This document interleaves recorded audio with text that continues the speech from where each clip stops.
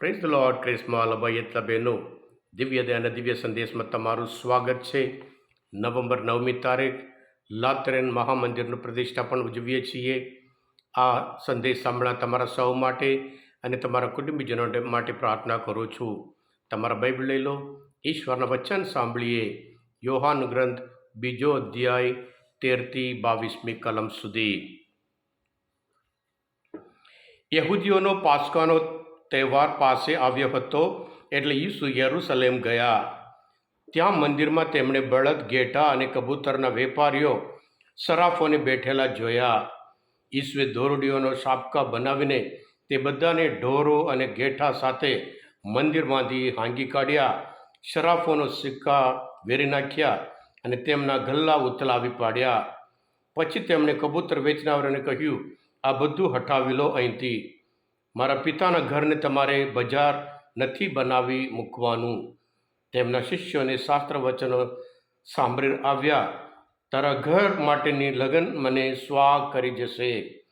ત્યારે યહૂદીએ ઈસુને પડકાર કરીને કહ્યું, તને આ બધું કરવાનો અધિકાર છે, એની સાબિતમાં તું શો પરચો બતાવી શકે એમ છે? ઈસુએ જવાબ દીધો, આ મંદિરને તોડી પાડો અને 3 દિવસમાં હું એને પાછું ઊભું કરી આપીશ. ત્યારે યહૂદીઓએ કહ્યું, આ મંદિર બાંધતા 46 વર્ષ લાગ્યા હતા. શું તું 3 દિવસમાં પાછું એને ઊભું કરી આપીશ? પણ એ તો પોતાના મંદિરરૂપી દેહરૂપી મંદિરની વાત કરતા હતા. એટલે જ્યારે ઈસુ ફરી સજીવન થયા, ત્યારે એમના શિષ્યોને એમના આ શબ્દો સાંભળ્યા અને તેમના શાસ્ત્ર ઉપર એમને ઈસુના વચન ઉપર વિશ્વાસ બેઠો. આ પ્રભુની વાણી છે, તે આપણો આધાર છે. ક્રિસ્મા લભાઈતા બહેનો, સામાન્ય રીતે રવિવારના દિવસ કોઈ પણ તહેવાર ઉજવવામાં આવતો નહીં, કોઈ પણ સંતો નહીં. પણ આજે લાતરેન મંદિરનું પ્રતિષ્ઠાપન એ કેટલું મહત્વનું છે, એટલે આ રવિવાર ઉજવવામાં આવે છે. ક્રિસ્માલા ભયતા બહેનો, 324 વર્ષ સુધી કોઈ ચર્ચ હતું નહીં, દેવળ હતું નહીં, મંદિર હતું નહીં. તેઓ અંડરગ્રાઉન્ડ ચૂપકે છાના માના તેઓ પ્રાર્થના કરતા હતા. પ્રભુ ભોજન માટે હોય, પ્રાર્થના માટે હોય. 324માં રોમ સામ્રાજ્યના મહારાજા કોન્સ્ટન્ટાઇનના મા હેલન રાજમાતા હતા. ત્યારે એમણે કહ્યું, આપણે રાજમહેલ વડા ધર્મગૃહ માટે આપી દઈએ અને એનો એક વિભાગ મંદિર તરીકે વાપરવામાં આવશે એમ કરીને રાજાને કહ્યું. એ પ્રમાણે રાજમહેલ પોપ કે વડા ધર્મગુરુ માટે રેસિડન્સ તરીકે, રહેઠાણ તરીકે આપવામાં આવ્યું હતું. અને એ મંદિર એ મધર ઓફ ઓલ ચર્ચસ, વિશ્વના બધા મંદિર માટે એ મા ચર્ચ કરીને ઓળખવામાં આવે છે. હા ક્રિસ્મા લભાઈતા બહેનો, ઈશ્વરે કુદરત બનાવ્યું. ઉત્પત્તિના ગ્રંથમાં 1 અધ્યાયમાં 31મી કલમમાં ઈશ્વરે જે બનાવ્યું બધું બહુ સુંદર લાગ્યું, બહુ સરસ લાગ્યું. પણ ઈશ્વર રહેવા માટે એ કુદરત નહીં, પણ માણસના હૃદયમાં રહેવા માટે એમણે પસંદ કર્યું. મંદિર આપણે જાણીએ છીએ ક્રિસ્મા લભાઈતા બહેનો, મંદિર એક પવિત્ર જગ્યા છે. મંદિરમાં જઈને આપણે શાંતિ મેળવવા માટે જઈએ છીએ. મંદિરમાં આપણે એટલા માટે જઈએ છીએ, આપણે જે પ્રોબ્લેમ હોય, સમસ્યા હોય, ત્યાં પ્રભુ પાસે રજૂઆત કરવા માટે જઈએ છીએ. મંદિર આપણે જઈએ છીએ આપણું દુઃખ વ્યક્ત કરવા માટે ત્યાં જઈએ છીએ. સાથે સાથે મંદિર એટલા માટે જઈએ છીએ, જે આપણી ઝંખના હોય ત્યાં પ્રભુ આગળ રજૂ કરવા માટે આપણે જઈએ છીએ. એટલે મંદિર એક પવિત્ર જગ્યા છે. જ્યારે ઈશ્વર આપણા હૃદયમાં રહેવા માટે પસંદ કરે છે, એ હૃદય ઈશ્વરનું મંદિર બને છે. હા ક્રિસ્મા લભાઈતા બહેનો, આપણે જ્યારે પરંપરા 7નું ગ્રહણ કરીએ, પ્રભુ ઈસુ પોતે આપણા હૃદયમાં આવે છે. હૃદય એ પ્રેમનું સ્થાન, એ સત્યનું સ્થાન, એ ન્યાયનું સ્થાન છે.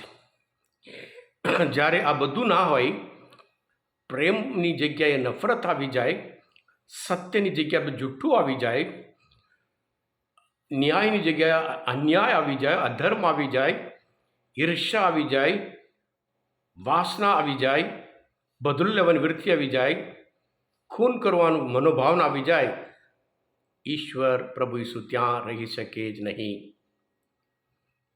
ત્યાંથી નીકળી જાય છે. એમણે પોતે પસંદ કર્યું આપણામાં રહેવા માટે, પણ જ્યાં પ્રેમ જોઈએ, શાંતિ જોઈએ અને સત્ય જોઈએ ત્યાં નથી, બીજું બધું આવી જાય અને પછી એ જગ્યા શેતાનનું રહેઠાણ થઈ જાય છે. આ બધું જ્યારે પાપ આવે, ઈશ્વર ત્યાં રહી શકે નહીં. એટલે ફરી આપણને યાદ કરાવે છે આપણા અંતરાત્મા દ્વારા, હૃદય દ્વારા, આ બધું જ્યારે શેતાને તું જગ્યા આપે તો પછી તું દુઃખી થવાનો છે. મારી ઈચ્છા છે તું હંમેશા સુખી જીવન જીવે, તંદુરસ્ત જીવન જીવે, આનંદમય જીવન જીવે, એમ કરીને ઈશ્વર આપણને યાદ કરાવે છે. હા કૃષ્ણવાલા ભાઈ બહેનો, આ તહેવારો ઉજવતા આપણે કયા પ્રકારનું જીવન જીવીએ એ મનચિંતન કરીએ. એ પ્રેમનું સ્થાન છે, એ આનંદનું સ્થાન છે, એ ન્યાયનું સ્થાન છે, એ સત્યનું સ્થાન છે. આપણા જીવનમાંથી આ બધું દૂર કરીએ, આ બધી વસ્તુઓ આપણને દુઃખી બનાવે છે. એટલે પૌલ પોતે આપણને કહે છે, 1 કોરિન્થીના 3 અધ્યાયમાં 16મી કલમમાં, તમારું હૃદય, તમારું દેહ એ ઈશ્વરનું મંદિર છે. હા કૃષ્ણવાલા ભાઈ બહેનો, આ ઈશ્વરનું મંદિર હોય, આપણે પવિત્રતા જળવવાનું છે. સાથે સાથે પૌલ પોતે 1 કોરિન્થના પત્ર પર 6 અધ્યાયમાં 19મી કલમમાં પૌલ કહે છે, તમને એટલી ખબર નથી, તમારો દેહ તો તમારામાં વસતા અને ઈશ્વર તરફથી મળેલા પવિત્ર આત્માનું મંદિર છે. તમે તમારા માલિક નથી, કારણ તમને કિંમત ચૂકવીને ઈશ્વરે ખરીદેલા છે. માટે તમારો દેહ દ્વારા તમે ઈશ્વરનો મહિમા કરો. હા કૃષ્ણવાલા ભાઈ બહેનો, આજે આ તહેવાર ઉજવતા જેવી રીતે પ્રભુ ઈસુ યરુશલેમ મંદિરમાં ગયા, ત્યાં બજાર બનાવી મૂક્યું હતું અને પ્રભુ ઈસુ પોતે ગુસ્સે થયા, એવી રીતે આપણે આપણું હૃદય, આપણું જીવન ના બનાવીએ. આપણે હંમેશા પ્રભુનું સ્થાન માટે, પ્રેમના સ્થાન માટે અને સત્યના સ્થાન માટે અને ન્યાયનું સ્થાન માટે બનાવીએ, જેથી કરી આપણે હંમેશા આનંદમય જીવન જીવી શકીએ. આ કૃષ્ણવાલા ભાઈ બહેનો, આજના આ મનન ચિંતન શાસ્ત્રપાઠ સમજવા માટે પ્રભુશ્રીને વડોકમનમાં તૃપ્ત હોય, તમે પોતે દિવ્ય ધ્યાનો, દિવ્ય સંદેશ સબસ્ક્રાઈબ કરજો અને બીજા માટે પણ ફોરવર્ડ કરજો, કારણ તમે બધા આશીર્વાદિત છો, અભિષિક્ત છો. પ્રભુ ઈસુ, હું તમારામાં વિશ્વાસ રાખું છું. બોલો દિવ્ય ધ્યાનો જય. God bless you all.